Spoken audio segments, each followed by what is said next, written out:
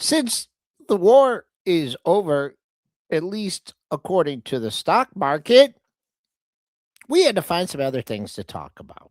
And we talk about catalyst out there. Well, it's kind of a sneaky catalyst we kind of slept on. PDT, baby.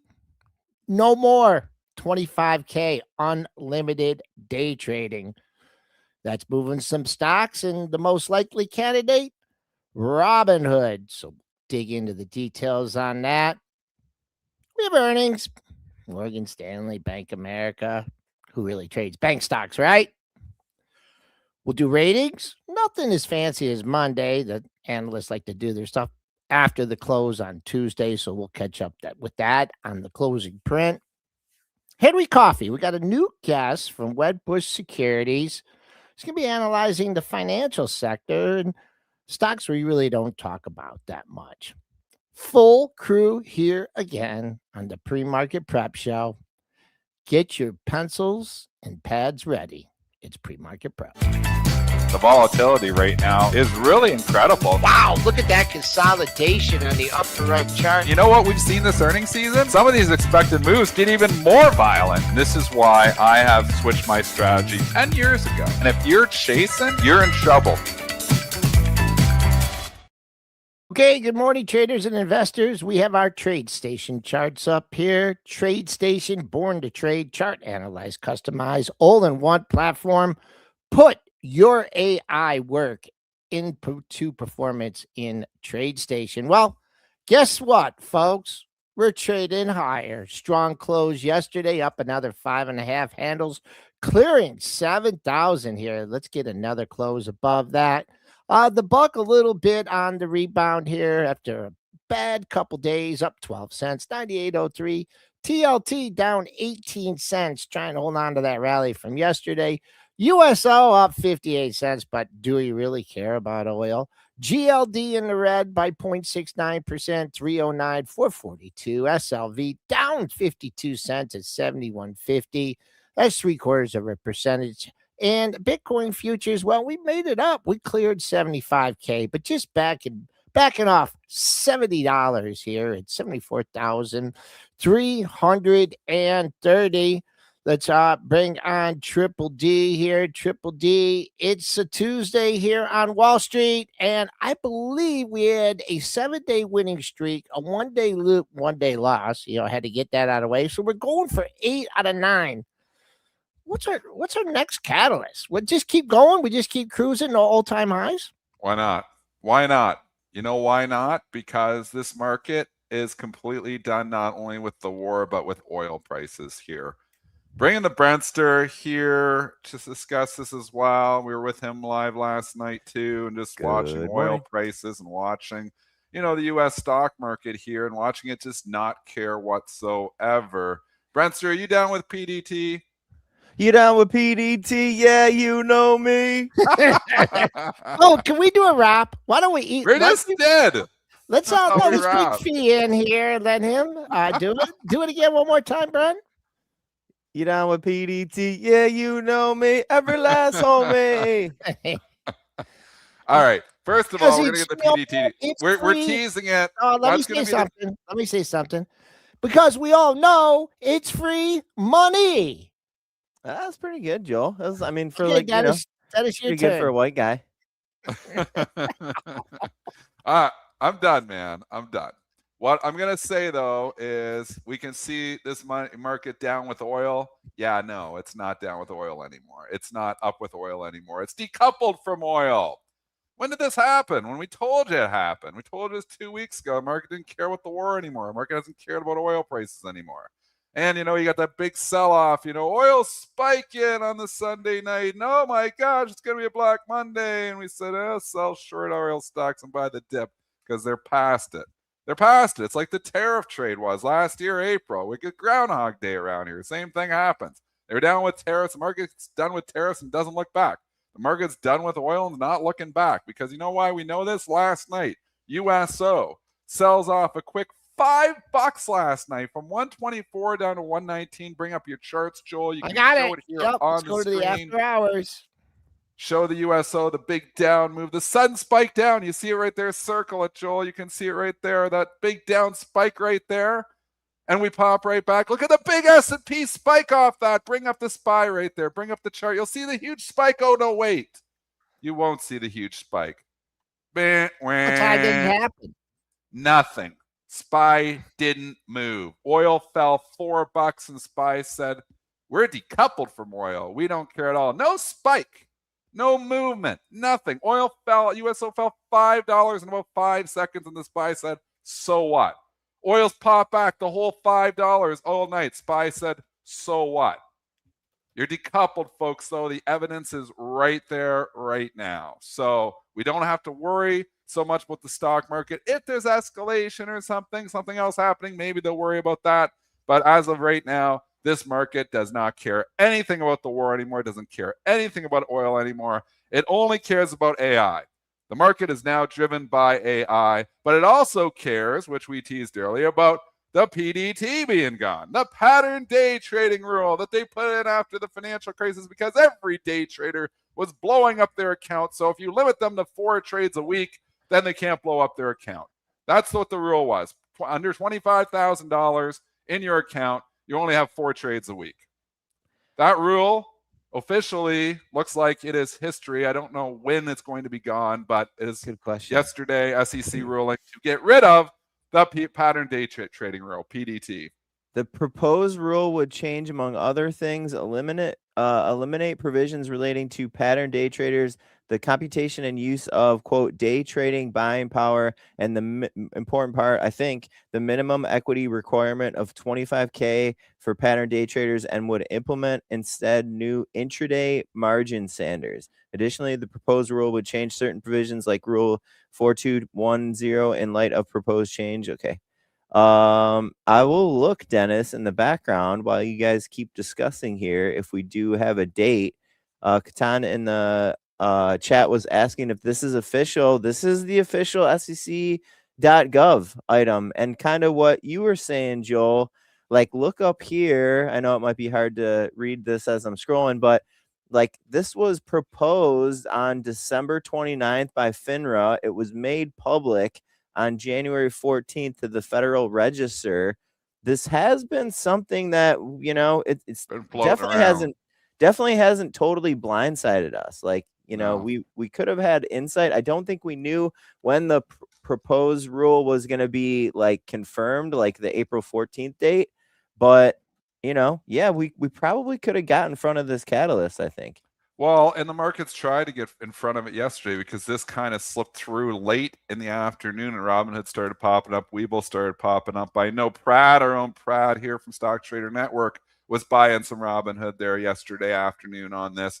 It's popping up big time here. So your direct catalysts, your direct beneficiaries here are Robinhood and Webull, because lots of people have under $25,000 accounts and can't trade that much. Now they can just trade like crazy. Get in there and trade. Well, there's going to be some margin stuff too. We have to look a little bit farther into the margin requirements. But for the most part, they're not going to be limited to 4 trades a week anymore. I know I've talked to people about that. They're like, I'm out of trades. You know, I like give a trading idea. They're like, I'm out of trades for this week. I've seen that. I've seen people talking about that, out of trades. So if you're under 25,000, this matters very much to you. If you're over 25,000, it's a nothing burger. But there's a lot of Robinhood accounts that are probably under 25,000 bucks. So those accounts can trade more, which is why Robinhood is popping up. Also, Webull, BULL, up substantially here this morning, is trading up another 8%. So Hood's up. Hood, obviously, you know, bigger company, so it's not going to move. Hood's up 8% too. Hood up 8%. Webull up 8%. Huge. I did do some interactive brokers. It's up slightly here, but full disclosure, I'm long a little bit of that. I will sell that today. But, you know, Webull and Hood, the direct beneficiaries here. I was thinking in my head, like, trade, you know, when we're talking about these news items, I'm like, okay, what trading ideas can we get to here for on air? And I was like, I know there's like another new brokerage. I'm calling it new brokerage. And Michael Feehan was like, what about eToro? I was like, we were like, yeah, that's a good one. And eToro is not really responding. Not much. We said, why? And Michael Feehan was like, oh, maybe because, you know, they're more like European, which I think is a pretty good thought. That makes sense to me. Does that make sense to you guys? Yeah, I don't know eToro's breakdown. I guess we could have jumped in and tried to see the breakdown of, who's in the U.S., who's not in the U.S. Obviously, if you have direct, U.S., Robinhood, we know the majority of the trading is in the U.S. So, I mean, there's the considerations there too. But also, what's a clientele look like? Who's in there? Like Sure. Robinhood, we know are a lot Sure. of smaller accounts. Does this help like Charles Schwab, where the majority of their money is coming from big accounts? Probably not. So, so I would think like, Robinhood and Bull, they make a lot of sense to be going up here. Now, do you chase these things on this? I never chase, man. I always think you're going to get another dip. What I was talking about in the STN think tank last night was, what is my secret to making good market calls is, I didn't say it again, is, you get the overall trend going, zoom out, start with the zoom out. Same thing Tony does it on the charts. We're going to have Tony on the Fridays. Same thing. Zoom out and see what the overall trend is. And then what you do is you take the counter trend moves. So if we're in an overall uptrend, I'm buying dips. If we're in an overall downtrend, I'm selling rips. That's pretty much, where I'm at. So you're like, why, I make a good call Sunday night? Well, the overall trend's higher right now. We're moving higher, and the market we said was decoupled here. So I was like, high likelihood that dip buyers were going to emerge, and they did. Yeah, this one's been out there for a while, so it was really, there was a lot of volatility in the market, so there were a lot of things going on to play this as a catalyst trade. I'll just alert our traders, investors that the average daily range for the 9-day for Hood is 3.68. Okay, it has a catalyst, so it's moving more than that. It's up $6.50. People that bought this under 70 a couple days ago, maybe looking for a short-term trade, might be like, this level looks pretty good. 86 is the pre-market high. And, sometimes you get momentum going through the pre-market high, but if we got near 88.50, that's a pair of highs from February 9th and 10th. Man, that looks like a good, maybe if you're looking at, selling some calls, maybe you get like $10 on the weekly 90 call or something like that. Going to be a lot of premium. The premium is really going to be jacked in this. So look for continuation to the pre-market high. 88.50 looks like a great level to me. You want to buy this on a dip? I have no idea where to buy this on a dip. Well, it's run long race here now, yeah, so you got to wait. I'll tell you where I would buy it on a dip. Like if you really want to jump in, and I do own some Robinhood. I actually sold a piece of it yesterday. But if it was to dip back down, mid 70s, like 77, 78, even the 80, you could argue this morning, old resistance becomes new support. So there's trading opportunities there for Robinhood. Okay, Des, just real quick, you threw in different time frames there, and I think Sure. that's very important. You just put on your long-term investor hat, and you said the 70s, because I don't think we're going to see the 70s today, but then you gave your shorter term, day trading hat, and I think it's people, it's important to differentiate. I don't think, so I think it applies to all time frames, what I just said. I don't think it's seeing the 70s today, but it doesn't mean you have to take the trade today. So here's a little, 1 minute lecture for you. Just because you like a level, you don't have to have it today. Maybe have it tomorrow or the next day. Maybe it gets back there. I'm saying if there's a theoretical situation where it comes back there, then I strike. Trading is all about setups. If they don't throw you a pitch up the middle, don't swing the bat. So if Robinhood can't get back to the levels that I wanted, then I'm not going to take the trade. That's all it is. I don't like Robinhood 3 days ago was trading at $67. It's up 85. It's up 23% in 2 days. And this could be an Intel, it's going to go up 60%. We are in a bull market here, man. So, a lot of things have changed. And the sentiment towards the market has fully changed too. And, the wall of worry is now not even gone. Now it's the wall of excitement for where AI is taking us here. So, I'm just buying dips overall, but it's just not my style to come in and buy a stock after it's traded up 23%. If it goes up 30 or 40, it's going to go without me. Although on this one, it's going to go with me because I am long. Continuing on. Our merry parade of corporate news. We're going to get to the earnings in a second. We have a lot of bank earnings here too. But, we did have an insider buy. I want to go to this one here. Okay. Oh, no. We're going to start with the AVGO. We better start with the AVGO. Okay. Broadcom news last night, Brentster. Give it to us. It was popping big time. It is leaking. Broadcom announces an extended partnership with Meta to deploy technology to support multi-gigawatts of Meta's custom silicon. It's called MTIA. There are no terms here as far as I'm scrolling through the press release right now. Don't see any terms that they mentioned. But they did call it a multi-year, multi-generation strategic partnership to support Meta's rapidly scaling AI compute infrastructure.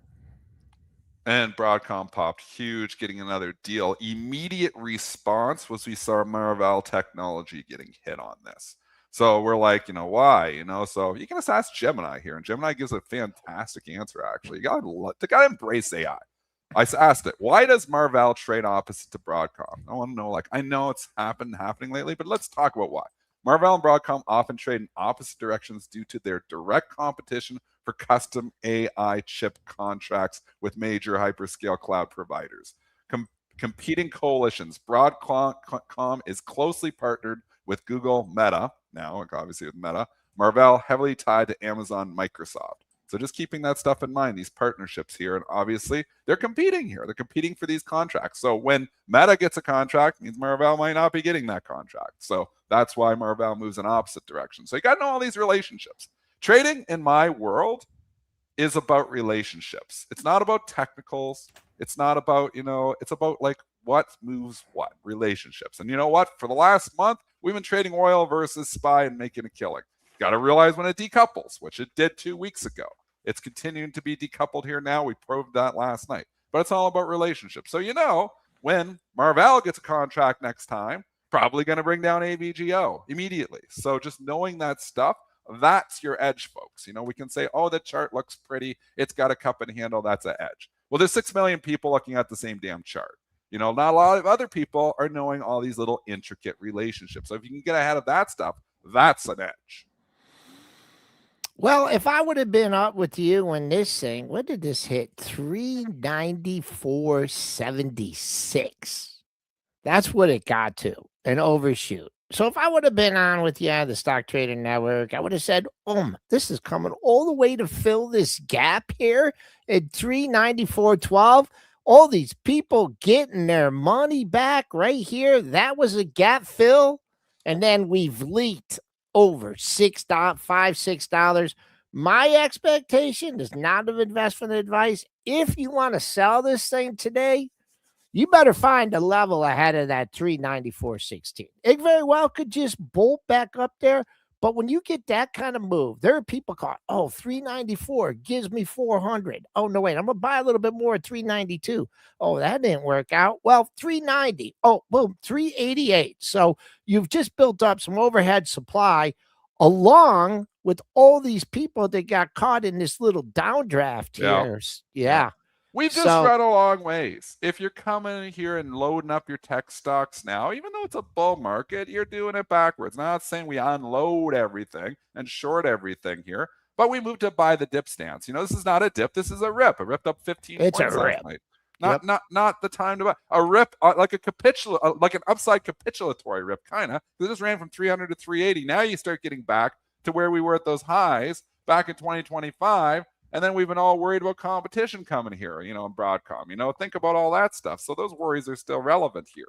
So there is competition all over. They're very much competing. Marvell competing, lots of competition in this space. So it's not of my opinion to chase anything, but definitely not after a stock just ran up 30% in a week and a half.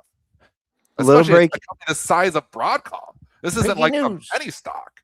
CoreWeave, pull up CoreWeave chart, Joel. We have a press release. Jane Street signs $6 billion AI cloud deal with CoreWeave right here, right now. It was just about 1 minute ago. Agreement underscores growing demand for high-performance AI capabilities and quantitative trading.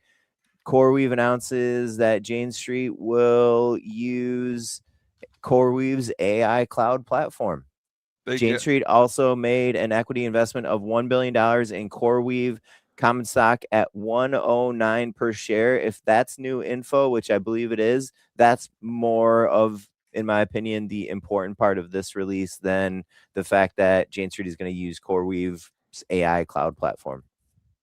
I mean, $6 billion AI cloud agreement. You think oh yeah, with Jane Street, this is going to pop the stock. But CoreWeave's run too far too. We're in a situation where stuff has just come too far too fast. As much as it maybe got oversold and everything was massively oversold, especially the software names, when we're looking at a couple weeks ago here.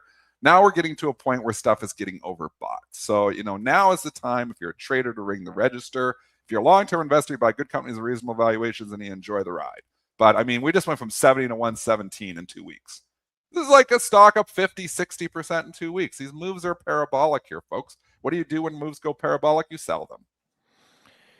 Boy, I tell you, that new hire in the media relations department over there at CoreWeave, they're crushing it. Doesn't there news out like every day on this? Like some week Pretty contract often, here, yeah. contract. Doesn't it feel like that? It was Yeah. like, you know, like Lilly for a while, every day discovering a new drug, to cure everything. And then, Meta. I mean, you get these news cycles and then you get the analyst hopping in on Oh, it. yeah. It's a great point, Joel. The news And then you get cycle. market rally, and then you get another contract, and everyone's like, "Oh, okay, well that's great news. Maybe I'll sell into it." I would just look to Yeah. see if this gets green today. It's really not reacting to this news. Down $1.95 or buck Just down. overextended. Nebius, same thing. Love Nebius. I said I like it. 90, 100, 85. We were down there forever. I've liked it for a long time. It's $161. 2 weeks later. Well, it's time to ring the register. Say, yeah, that was fun. 60%. That's a fun move. Time to ring the register. I know there's a lot of people in the S10 room. I would sell it at this point in time. Now, again, I always sell too early. Maybe it's going to go to 200. Maybe we're going back to 2020. Maybe it's going to have a move like Carr, like this is just Davis Budget Group, which just goes up every freaking day no matter what. This is like just parabolic. But we have precedents here on Carr. Look back to 2020, 2021. Carr went from $100 to $545 in about a week. Yeah, for real. 2021. That's what it did. You see the big spikes there? What happened? It went all the way back down. What's going to happen with the car? I think it's going to eventually go all the way back down. Do I know where the top is? Maybe it wants the 545. Maybe it wants that old high. Maybe it wants. People are saying, what's happening here? Can you explain it to me? I'll explain it to you. It's thin. I saw something. The borrow's hard, been hard. And, shorts keep stocks in check. And if you even have a borrow, you got the guts to short that thing? I sure don't. I don't have the guts to short it. We've been playing Hertz off of it. It's been somewhat successful, but Hertz has been not responding as well as they thought it could have. So Hertz just really not moving. But it's moved a bit. But, this car has just exploded. It's been crazy. So you get these parabolic moves, and sometimes they keep going. Calling tops, it's a hard game. But ringing the register isn't. Even if you had car back in 2021, and it went from 100 to 300, and you sold 300, well, you were pretty happy a month later when it's back at 100, even though you didn't get the 500. You were in this GameStop too, when GameStop went parabolic, Joel, although you top ticked it. Where did you sell your GameStop? Well, it's adjusted so many times. But near the ties. It was 350, wasn't it, or something? People don't want to hear this story. I do. The story is that we had it in one of our portfolios. Not because of me and not because of Lisa, but because of our nephew Hayden. And this was before any of this stuff took off. Roaring Kitty fan? Yeah. No, this is he bought it.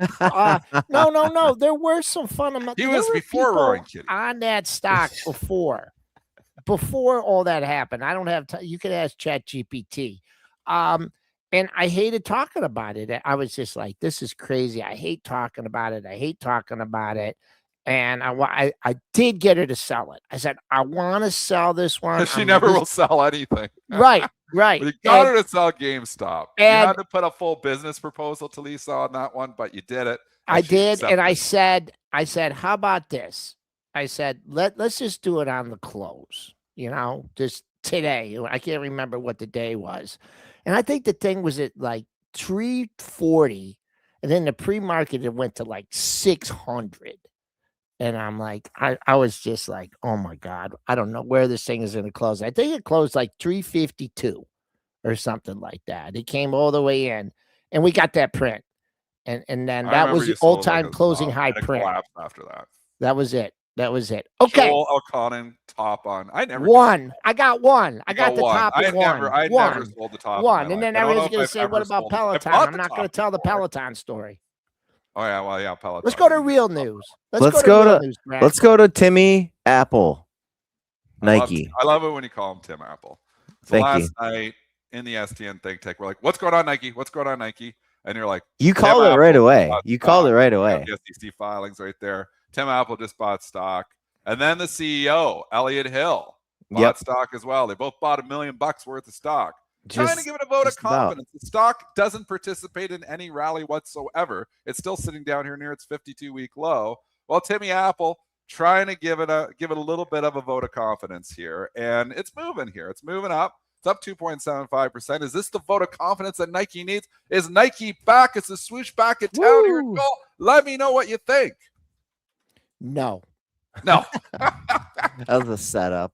No. Okay. I think, and you can check my records, I might be wrong, but I think Timmy Apple bought some here at 56 and change, I right? think you did too. Back at I the think he bought see. higher than that. Let's Yeah. go You gotta back. go back and look. It might have been over the 60s. Timmy Apple's Timothy. down a little bit on this position. But Timmy Apple listens to Joel Elconin. Never frown, average down. Yeah. Timmy Apple. Can you check the date on this? Because it was, I mean, this, the date was December 23rd. He bought yeah, 50,000. baby. He bought 50,000 shares. So Look he at At that. where? What price? right here. at 58.97. Oh, it's not that bad. 50. Okay. He did get his money. He Like 20 doubled down. bucks. So he just doubled down like 44. So 58. The air math there, Joel. Did he Get buy back twice to as much?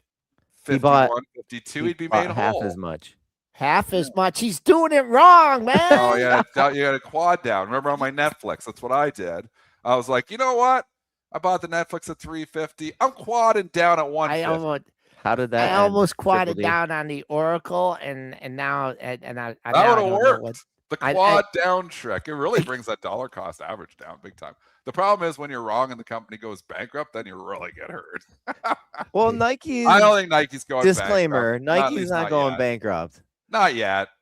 Not yet. I don't know forever I would say that, but not yet.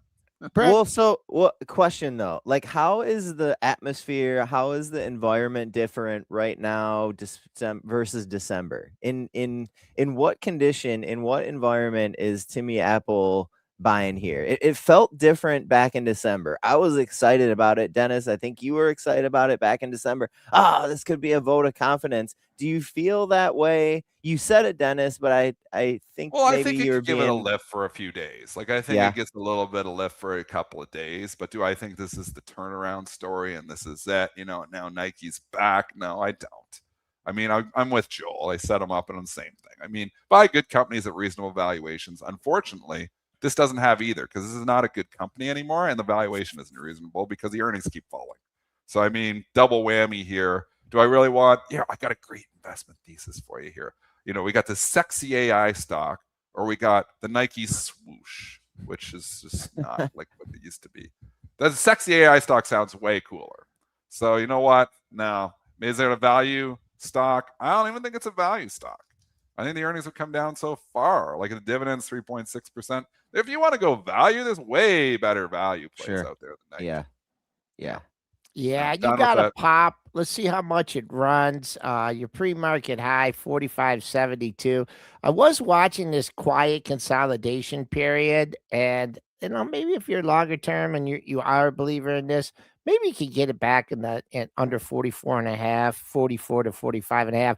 The most important thing for Nike will be is to establish a bid over these highs because you had the big boys. Well, they've stepped up quite a few times in here.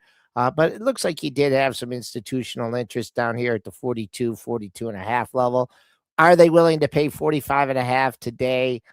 I don't think so. Let's see if we can get this to pull back to 44.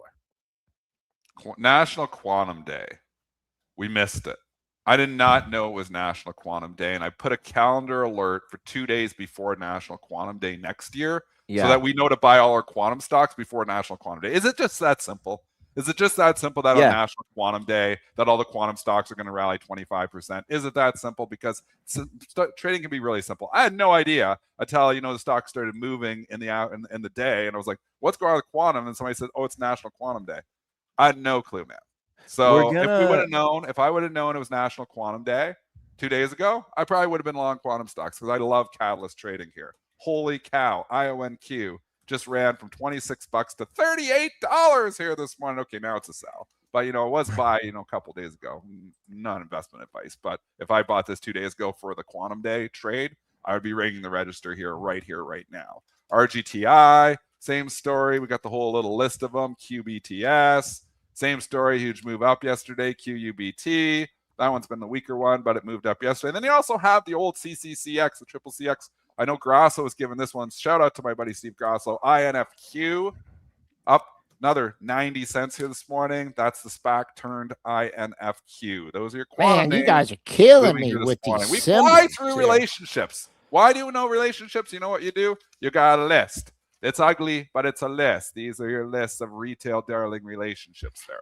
I have these lists, just sits on my table, and I'm like, oh, this is moving. Grab the list. Oh yeah, these other ones are there too. All about lists.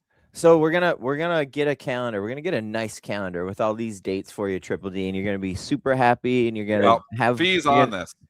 Yep. I want to just say Planck's constant is 4.14 times 10 to the negative 15th power. That's why yesterday was World Quantum Day, April 14th. If anybody was wondering. Why.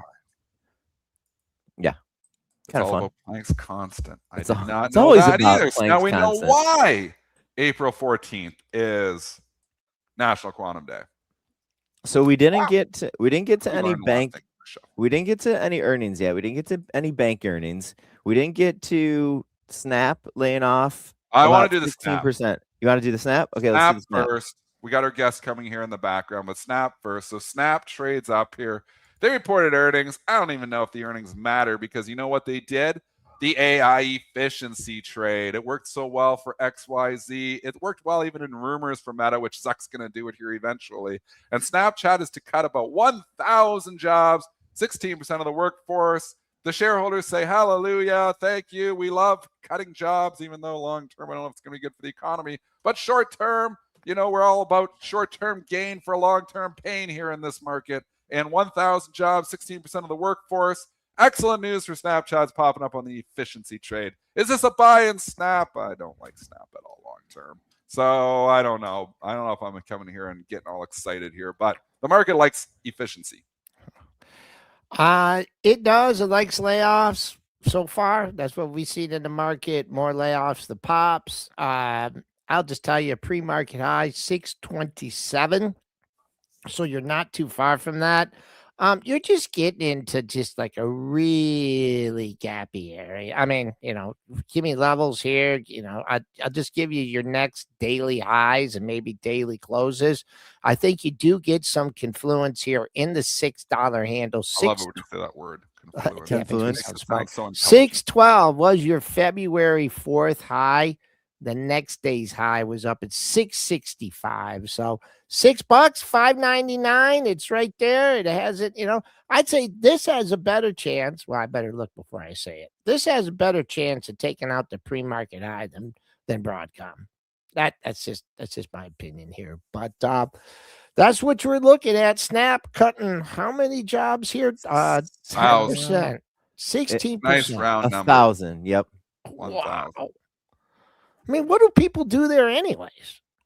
That's a valid question, lots of Joe. software engineers running that whole thing. Well, obviously, software.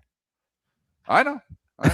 Still not in love with software. People talk about software, and you know, I like the bounce, and you know, it was a good bounce. And Fast Eddie, you know, in our chat, called the software bottom, and we did participate in it to a certain extent. Although I always get out too early.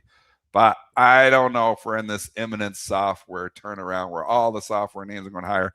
I still see Anthropic being a little bit of disruptor. I still see OpenClaws building things like crazy in the background. I still see a lot of risk in the software thesis here. Our guest is ready, Henry Coffey. Yeah. Are y'all ready to go to him? Here we go. Definitely.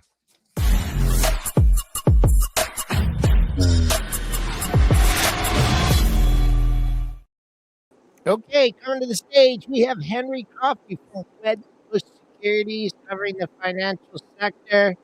Henry, how you doing today? And I know you're doing better than the last time you were supposed to be on. I can't hear you. Oh no, all that. I can't hear us. Okay. We'll put Brent's gonna go work with Henry in the background here for a second. Try to figure it out what's going on with Henry's well, his mic is good. All right. Well, let's get on with our regularly scheduled programming. Earnings. We had lots of earnings here. Let's cover a few of these for a few seconds while we get Henry back here. We will get him back in a second here. Bank of America. Okay. What earnings here? Oh no, we got Morgan Stanley. Well, we can do that one on the screen. I see Morgan Which Stanley. one Look you at this. want? They're all up there. I don't even know where to go. Fees got them all crawling across the screen here. So, well, Bank of America's right there. $1.11 versus $1. I can just read off my screen. I like this. Sales 30.27 billion versus 29.93 billion.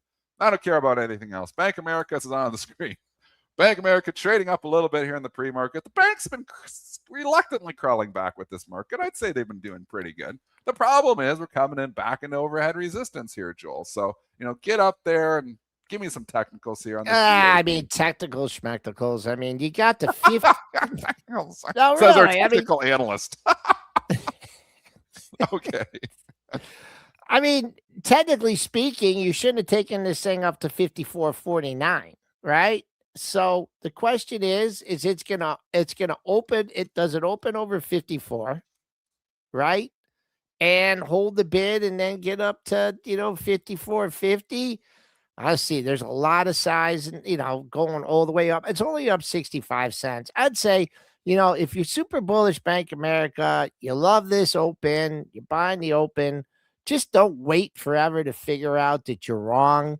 Coming back on the downside, would it be unreasonable to get to 53.57? That's the top of yesterday's range, but I mean, come on, 46 and change, 46.12 to 54, along with the daily high there. I don't know what happened this day. This must have been a really bad day in the market. So let's keep an eye. Let's keep an eye on that 54. See, it's traded a lot of shares, but see how it open reacts in BAC. Morgan Stanley also reporting earnings here. MS giving us the earnings report here. It's still crawling across the screen here, but we're waiting for it to come up. We've got $3 and 43 cents versus $3, 20.58 billion versus 19.72 billion. It's a big beat on the top. It's a big beat on the bottom. Poor Goldman Sachs. They went and they did everything to report first. And then, it dipped, and then they bought the dip, which we called that they would buy the dip on Goldman Sachs. And now they're just excited for everything here. So they reported the wrong day again, poor Goldman Sachs. Could have been higher. But Morgan Stanley, rip-roaring higher, up $5 here, Joel. What do you think on the technicals on this one? I mean, it's hard for me to give you levels just to hop in and buy this one. 188.69 is the third highest high the stock has ever made. You're right there right now, close enough.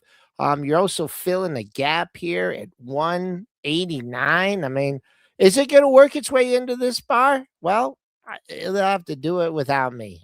This bar, with the day that it made its all-time high, I'll give you the bar on that day. High of 192.68. Actually, that 189 was the all-time closing high. Nope, I lied. All-time closing high, 191.23. If that's what you're looking for in Morgan Stanley. Not a bad day to report. ASML was probably the most important report to the market here today. The market's just shrugging off everything. It's just stuck and not even moving at all. ASML did beat big time here again. 837 versus 772. 10.26 billion versus 10.21 billion. They are guiding their sales, and they're raising their full year revenue outlook to 36 to 40 euros amid robust chip demand. Stock trading down $46 on this report. Maybe it's just a little bit too much excitement. They bought it on the initial, and then they've just been hitting it here. I mean, maybe that's where we are. I think we're a little bit of a sell the rip market here on everything here right now. We've just ripped so far. Maybe we're due for a little bit of a pullback here, and ASML is maybe showing us the way. Okay, we're at 1475, so we're only back to the low that you had on April 10th. You did take that out in the pre-market, so I would keep I'd keep an eye on that. Actually, 1461 to me is the trapdoor in this thing, because if you lose that 1461. Your next daily low comes in at 1412. But to be honest with you, folks, when I give you like technical levels and stuff with conviction, $1,500 stocks that just also this is like an ADR, just hard, just very, very hard to give pinpoint technicals on it. Henry's trying to call. We're trying to get him, just in the background here. We've tried to message him, but Henry, I don't know if you can hear us here. If you can hear us, just listen to the show. We're trying to message you and thing, and also Brent's trying to call you here now. So we're trying to work it out for you there for Henry in the background here. Continuing our earnings parade here. The only one that we missed off of, well, we did Morgan Stanley, we did Bank of America. We got quite a few. MTB has reported earnings here. Just looking for movers MTB? here. Yeah, like M&T Bank. You got something against M&T Bank? PNC. I'm just going through the charts to see if any of them moving. Going through the price action here this morning. PGR. Let me see. You like any of those? Give them to me one more time, pal. We got MTB reported earnings. PNC. You see anything on any of the charts? PNC. FH Shen report First Horizon. Those are your banks. And then we also had Progressive Insurance, PGR, reported as well. Want to do some insurance? Let's do some insurance. Yeah, Okay, give me we'll the do some insurance PGR. earnings. PGR.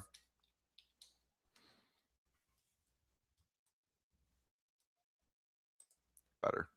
PGR 496 versus 487, 20.96 billion versus 20.95 billion. So beat top, beat bottom, or actually slight miss on the bottom. What do you think of charts? Brick wall 200 here.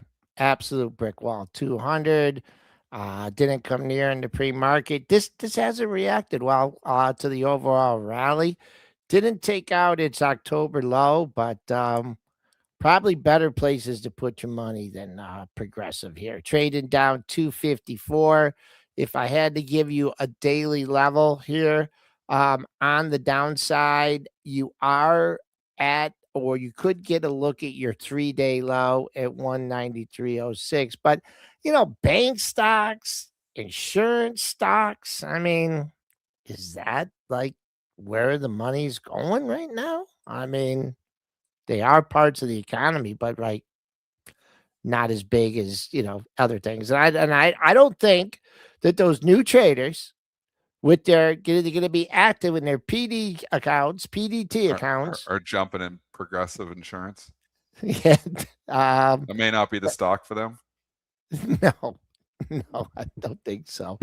All right. The Brester says we're going to give Henry one more try here. He said he could hear us, and then when we put him on stage, it stopped hearing. He stopped hearing. So let's just try. We'll just bring him into the stage, That's a new one. see if it works.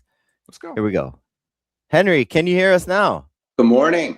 Woo, we got him. All Good right. morning. Sorry about that. Okay. How's your morning? It's good so far. It's good. We live in the woods. It's beautiful. Nice. So The does, woods. so does- Where in the woods? What state are you in?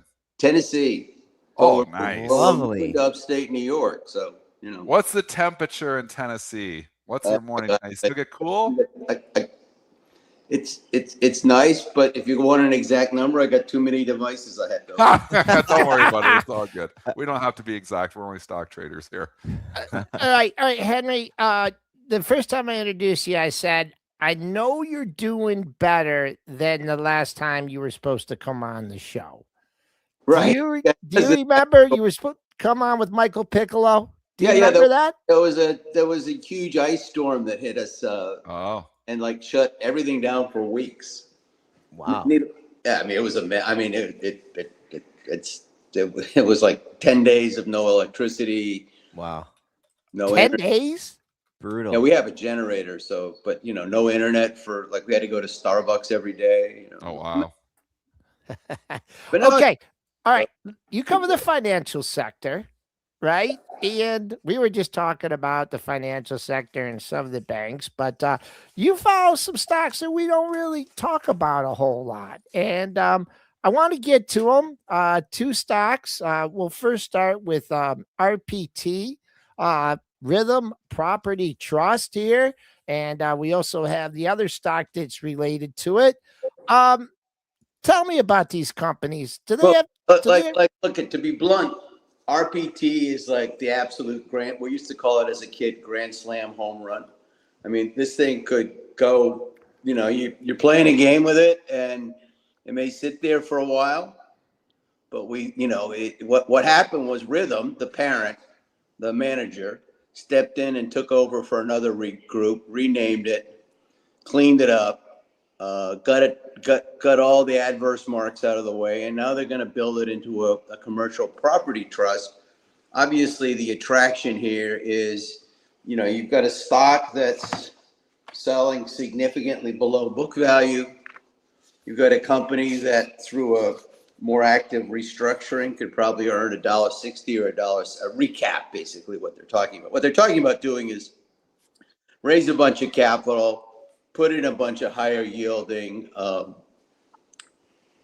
residential or commercial or multifamily loans, and then build a business that's probably going to earn $1.60 to $1.70.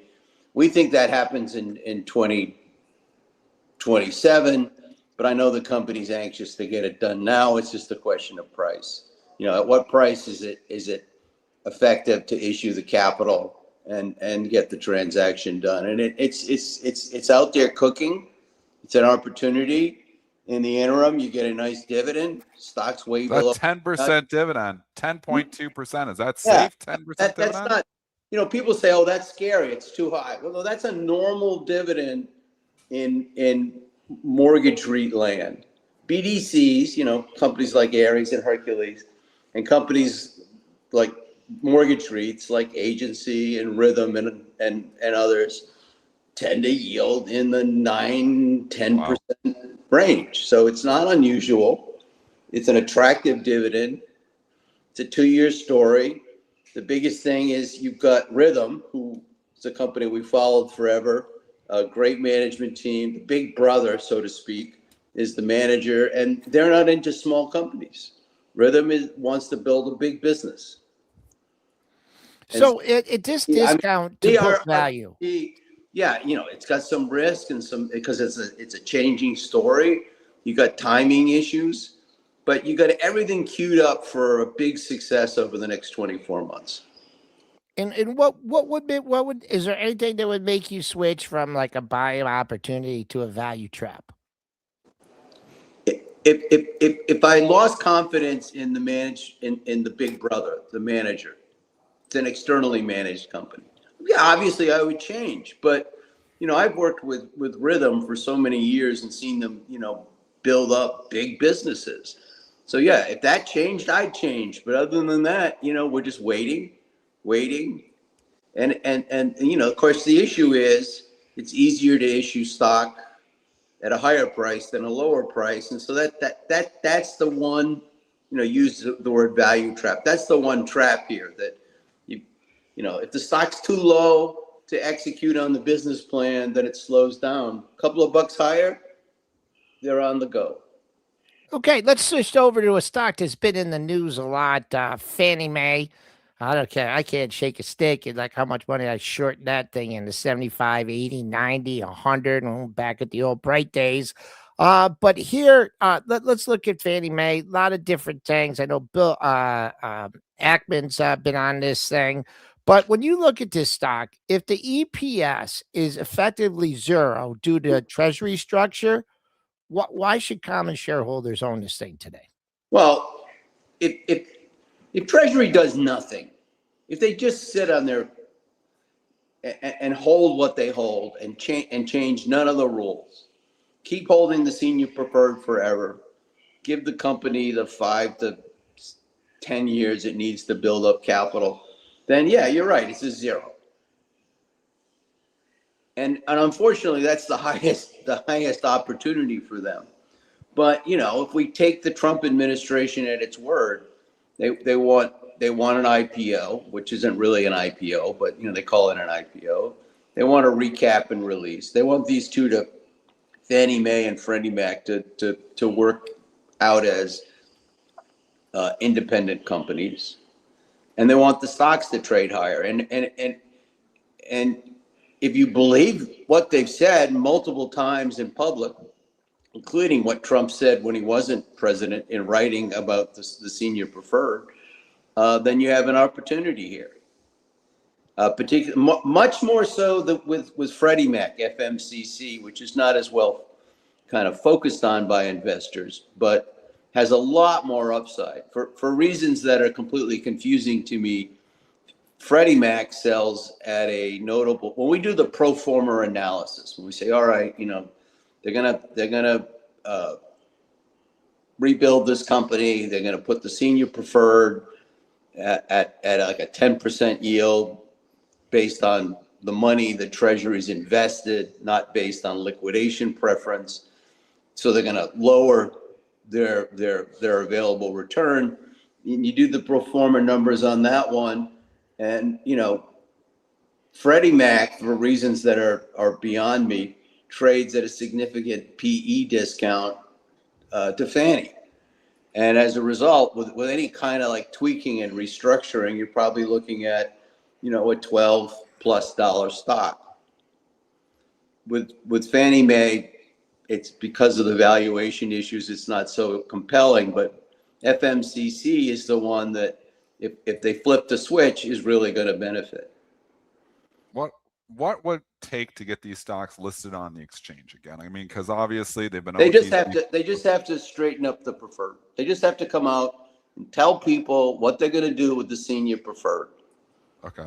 Because right now the senior preferred, I don't want to get too technical here, but you've got the amount of money they've advanced to these two over the years, and then you have the quote liquidation preference, which grows every quarter.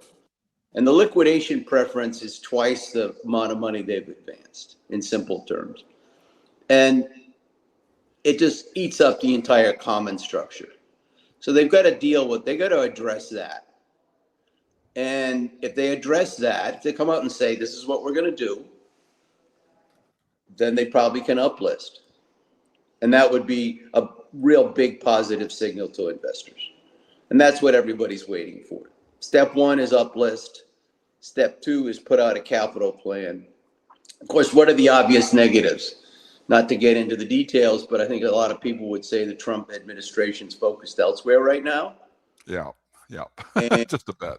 We don't think they're going to do anything to add to the mix until after the midterms. So, think about the market is already discounting that in a positive way that we settle things out with Iran. You cover Sallie Mae at all? SLM? I used to, and I think it's a great company. You like that over? I mean, they've got to survive, no? So here's my story is I've been doing this for 40 years, and I retired for a while, and then Wedbush asked me to come back and help him with a few stocks. So I don't follow Sallie Mae officially, but I used to. And what we used to say when Trump, in Trump 1.0 was, they're going to go in, they're going to fix the Department of Education, they're going to get rid of these higher yielding products that the market could support. We went through the whole list, and Betsy DeVos did nothing for 4 years. Trump 2.0, suddenly they come out and say, we're getting rid of the Grad Plus program. There's another program for undergrads that could also go the same direction, and the gates open wide for Sallie Mae. On top of that, they came up with an extremely effective program for, selling loans, taking the premium, and buying back stock. They said, look, the market's not giving us credit for the value of our loan portfolio, so we're going to sell loans and buy back stock. And they didn't. A lot of companies talk about doing that, but they did it. And they created a lot of value. So you got a company that has almost no public competitors of any size, because everybody seems to be getting out of the student loan business. They own 50% of the market. They great management, ethical company, thoughtful company. And suddenly, what is it, like 8 years later? No, it's actually more. 6 years later, the administration finally does what it said it's going to do, which is get rid of the Grad Plus and program, and the gates open wide. And there's only one company who can really step in and provide that product, and that's Sallie Mae. And guess what? You got the chart. Goes up.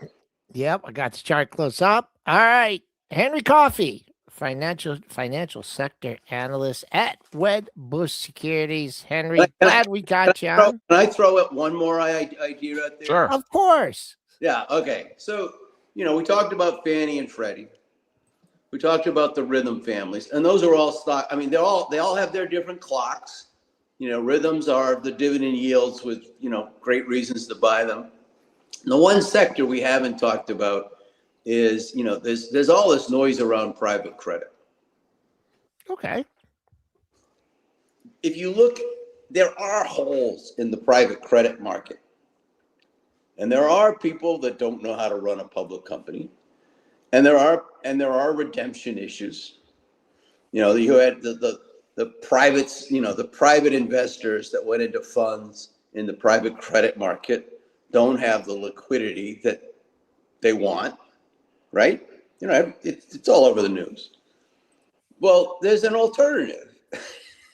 And it's blatantly obvious, and that's to start looking at the publicly traded BDCs. And there's about 20 of them. You don't have to look at all 20. All you have to do is look at Ares, Hercules, which has some technology exposure. And you can probably stop there, or you can go out and buy one of these BDC funds. Ares is not supposed to be trading where they're trading. I mean, this is ridiculous. They're all going to be reporting earnings this month. You can wait. Give it 2-3 weeks. See how they report. These are companies that have survived the 2008 market and they survived the market and they grew and prospered after. And now their stocks are in the can. And it makes no sense. They're not, maybe Hercules has more risk than people want to take because it's a software issue that private equity, private credit is worried about. But, Ares is the largest player, oldest player, most seasoned player in the market. And they know what they're doing and they've done well before. So I think this sell-off is an opportunity.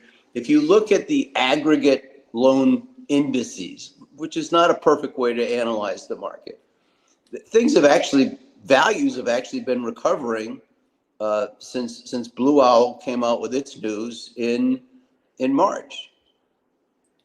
If you don't like individual stocks, there are multiple BDC ETFs you can look at. I know the Putnam BDF fund is one, but in the income sector, not so exciting as what you guys have been talking about going into the show. There's a big opportunity to be had, and all you do is you go with the highest quality stocks in the sector. My favorite is Ares. Okay. And you hold on and you see what happens. And they're going to report earnings in a few weeks. So if you don't want to jump in now, jump in after they report earnings. All right. I like it. I like the fundamental talk. Henry Coffey, financial sector analyst at Wedbush Securities, getting us to look at buying the dip on some private credit. That's what we like to do. Thanks, Henry. Take care now. Thanks, Henry. Okay. That was different. Sorry, Joel. No, I just a little no, different it's segment. good. I mean, they're obviously talking private credit, something that the market's very concerned about. You see a stock like Blue Owls went from $25 at the start of the year or at the start of last year to $9 here now, 9.53% dividend. Is this all the concerns warranted? As it overshot? Obviously, the analyst over there believes it's been overshot, and that's a possibility here. I'm always scared because I just don't understand the sector enough to say if these concerns are overshot or not. But I mean, there's arguments there to be made that these stocks are as cheap as they've been in a very long time. Let's do some real quick ratings. I'm not even going to run the intro. Let's start with Symbiotic, SYM, DA Davidson, upgrading from neutral to buy. Seen some color here on the fly. I'll read from it. They raised the price target to $70. The firm says the company has an unparalleled AI-enabled technology moat. That's like a lot of buzz right there, which is years beyond its closest peers. Symbiotic's visibility, quote, remains unparalleled, and its balance sheet is flush with cash. DA Davidson views the shares as attractive in current uncertain geopolitical and macro backdrop. When we were looking at robotics names a few months ago, Symbiotic consistently came up as the one that has, like notable sales. They have a few hundred million in sales. It's a blue chip robotics play. There isn't a lot of pure blue chip robotics plays out there in a world that's going to go to physical AI. There's not a lot of blue chip robotics plays. I bought this at 62 last year, and I've stuck with it. I haven't even thought about selling this one, because I'm Nice. convicted on this one. I think eventually the market is going to move to physical AI, and I think Symbiotic is going to reprice higher because of that. Now, we've had some speculative ones like the Rich Tech Robotics, and some of the smaller ones, and those have all, just went down with the overall market, getting beat up in speculation, got killed. Symbiotic went down as well, but I think if I'm betting on one, you want to get into a robotics play that isn't speculative. Rich Tech's very speculative. Symbiotic doesn't feel speculative to me. I mean, they have revenues like you're saying. They have, I think this is going to be one of those players when we start talking about physical AI, and I think we would have, if not for like the war stuff and that. I think this could still be in the second half where we start talking about physical AI. I think Symbiotic is going to be a player. So I love the rating. I think it's good timed. I'm still long it. I think the chart sets up well here. I think I'd be a buyer of dips. Yeah, same here. And I'm long. Company in a sector that's making money. I can't give you anything until $64. Trio of highs here. It's up 3.5. Is it going to go up 7.5? I don't think so on this rating, but that's the only clear resistance point I have for Symbiotic Inc. Symbiotic, you guys. Symbiotic. Joel messed that up forever Symbiosis. now. Do you guys want to do one more rating? You want to? Should we get in save it. it? Should we save it for No, you STN? can do it. You can Okay. do it. We love you guys out there. Pre-market prep. We'll give you one more. We'll give you. Yeah, keep going. We love our Let's do Cloudflare upgraded to overweight or Solar Edge downgraded to sell at Goldman. We Triple do D. both. Doing both? Oh my gosh, Cloudflare guy. ripping higher. We gave you this last night in the STN think tank. We also gave you the SEDG downgrade last night in the STN think tank too. I know Jago was in there. He's saying, well, I don't have these on my news wires because I'm like, well, they don't get to them all very fast. But in the STN think tank, we try to get you the ratings really quick. So you can trade on these things. So, Cloudflare, we gave that to you at 181 last night. It's now 185. So moving up, NET. Joel, technical thoughts. Technical thoughts of the stock that went from 225 to 170 in a heartbeat. I'm not standing in its way. I have no idea where the 200 days Pass, in one. he says. Yeah. Pass. SEDG.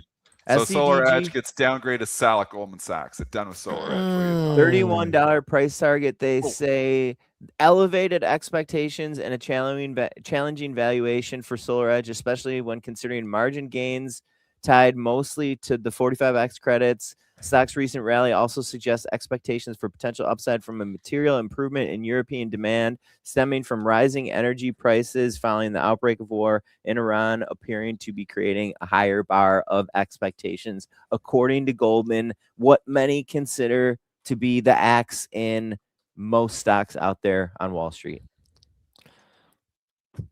Needs to get above 42. That's a pair of lows. I would just say if Goldman's the axe, then how come it never traded under BBY, never traded near its pre-market levels when it got the downgrade the other day? So see what happens. If it gets above 42, it's getting back above support. Okay, folks, we are going way over time here. We're going to wrap it up on pre-market prep. Thanks, everyone. Thanks to Henry Coffey talking about some stocks that we usually don't cover. Let's have a good day here, folks. April 15th on pre-market prep.